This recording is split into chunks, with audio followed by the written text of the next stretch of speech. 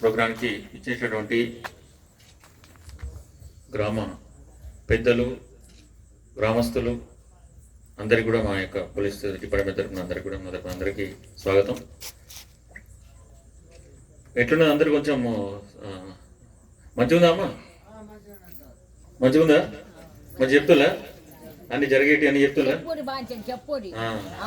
అంటే లేచి వెళ్ళిపోబుద్ది అవుతుందా, ఈయన బుద్ధి అవుతుందా? మరి ఇంతమంది వచ్చి ఈ ఊరోళ్ళంతా గింతేనా చిరకుంటలు? నేను సర్పంచ్ ఊరు ఇంకా కొంచెం మంది వస్తే బాగుంటుంది కదా. ఇది మంచిగా అందరికి ఉపయోగం ఉండు. మంచి వీళ్ళు చెప్పేది కొంచెం అర్థం నాటకంగా రూపంగా వేరే రూపంగా అందరికి తెలియపరుస్తూ ఉంటారు. వాళ్ళ పద్ధతిలో వాళ్ళు తెలియపరుస్తూ ఉంటారు. చాలా ఉపయోగకరమైనది, ఇది మంచిది. ఒక సిపి గారి రామగుండం సిపి గారి ఆదేశాలతో మరి ఈ యొక్క బృందం అనేది వీళ్ళంతా కూడా మన పోలీసు వాళ్ళే.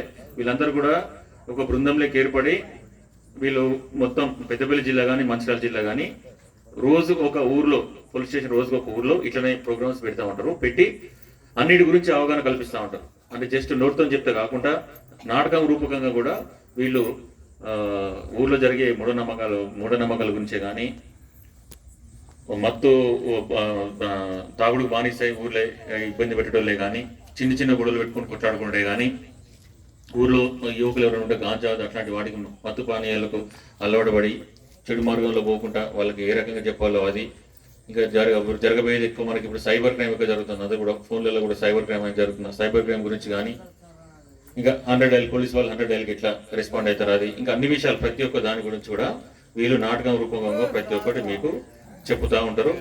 అదే ఇప్పుడు కొంచెం ఈ సాయంత్రం ఏంటంటే ఇవే బాధలు ఉంటాయి. సాయంత్రం ఏంటంటే ఇదే లేట్ అవుతుందంటే ఈ బాధలు ఉన్నాయని కొంచెం అవగాహన కల్పిద్దామని అనవసరంగా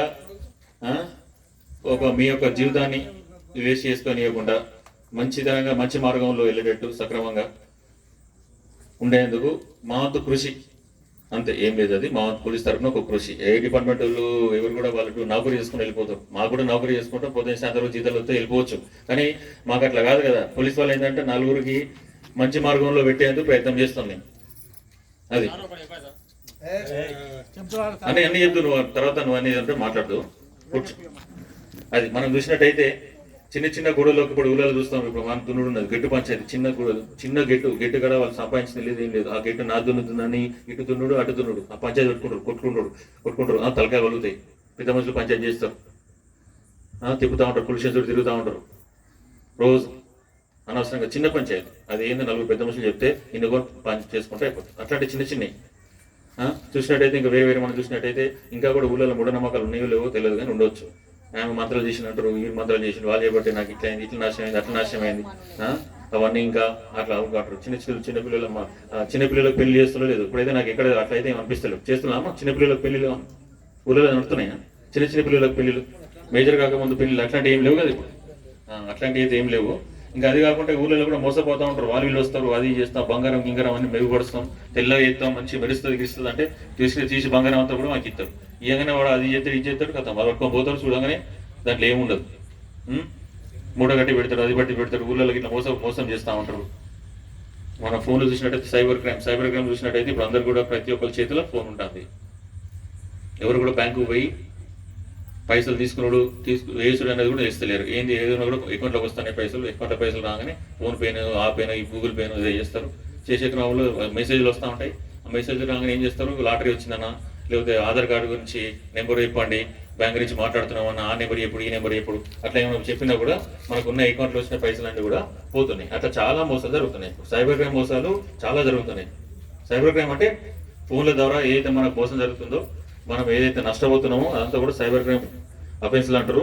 అవన్నీ కూడా ఇప్పుడు వేరే రాష్ట్రాల నుంచి పెట్టుకొని వాళ్ళందరూ కూడా ఇప్పుడు చేస్తూ ఉన్నారు. కాబట్టి మీకు అందరూ కూడా కొంచెం మంది అంటే వీళ్ళకి తెలియకపోవచ్చు కానీ మిగతా వాళ్ళు కొంచెం యువకులు ఉన్నారు, వాళ్ళు ఉన్నారు. వాళ్ళందరూ కూడా ఫోన్లలో ఏ మెసేజ్ వచ్చినా కూడా తక్కువ చూసుకున్నాడు, దాన్ని రెస్పాండ్ అవ్వడు. ఓటీపీ నెంబర్ అంటే ఓటీపీ నెంబర్ ఎప్పుడు, ఆధార్ కార్డు నుంచి కానీ బ్యాంక్ నుంచి మాట్లాడుతున్నాం అంటే కూడా రెస్పాండ్ అవ్వడు, చెప్పుడు. అట్లాంటివి ఏమైనా చేస్తే మాత్రం మీకున్న అకౌంట్లో ఉన్న పైసలన్నీ కూడా పోవడం అవుతుంది. మీరు భూమి జాగా అమ్ముకున్న పైసలు అకౌంట్లు వేసుకున్న తర్వాత ఏమవుతుంది, ఇట్లాంటివి ఏమైనా వస్తే ఒకసారి చెప్పగానే ఓటీపీ నెంబర్ చెప్పినా ఏదైనా లింకులు వచ్చి వచ్చినా కూడా దాని దగ్గర పైసలన్నీ మాయమవుతాయి. తర్వాత లబోదిబో అనుకోవచ్చు వస్తుంది. అదే అందుకోసం చెప్తున్నా, మీకు ఫోన్లు అయితే ఆ ఫోన్లు వాడకు. నువ్వు చిన్న ఫోన్లు వాడుకో, ఇట్లా మాట్లాడుకునే ఫోన్లు వాడుకుంటే చాలు. ఆండ్రాయిడ్ ఫోన్లు వాడుకుంటే, ఆ పెద్ద ఫోన్లు వాడుకుంటే నీకు ఇదే ప్రాబ్లం ఉంటుంది తెలిసి తెలియక. ఆగవే పెద్ద మనిషి, ఆగు పెద్ద మనిషి, ఆగు. ఇట్లా చాలా చాలా జరుగుతూ ఉన్నాయి ఈ లోకం మీద. ఆ ఊళ్ళలో కూడా చాలా మంది చెప్తా ఉన్నాము, ఏదో రకంగా వచ్చి మోసాలు చేసి పైసలు సంపాదించిన ఆలోచనతో ఇప్పుడు నడుస్తూ ఉన్నది వ్యవస్థలో. కాబట్టి ఏ చిన్నదానికి దాన్ని కూడా దీన్ని కూడా ఏది రెస్పాండ్ కాకుండా కొంచెం ఏది చేసినా కూడా జాగ్రత్తగా ఆలోచించుకొని చేసేటట్టు. కొత్త కొత్త వ్యక్తులు ఎవరు సంచరించినా కూడా, ఊళ్ళలో ఏమైనా సంచరించినా కూడా పోలీసు వాళ్ళకి ఫోన్ చేయొచ్చు. 100 కూడా ఉపయోగించుకోవచ్చు. ఏదైనా గొడవ జరిగినా ఏదైనా ఇంపార్టెంట్ ఉన్నా కూడా 100 ఫోన్ కొడితే పోలీసు వాళ్ళు ఇమీడియట్లీ వాళ్ళు రావడం జరుగుతుంది. ఇంకేమో అవేర్నెస్ ఇంకేం కల్పిస్తుంది. మెయిన్గా మనం చూసినట్టయితే సూసైడ్ టెండెన్సీ అంటే ఆత్మహత్య చేసుకునేందుకు పుట్టినాయి చిన్న చిన్న కారణానికి చూస్తే పిల్లలగిన వాళ్ళు ఎగ్జామ్లో ఫెయిల్ అయినా, మార్క్స్ తక్కువ వచ్చినా, ఇంటికాడ మందలించినా, బాగా తాగుడు బానిసై బెదిరిస్తూ ఉంటాడు, మందాదా పుట్టినాయి బాగా తాగి. అట్లా చిన్న చిన్న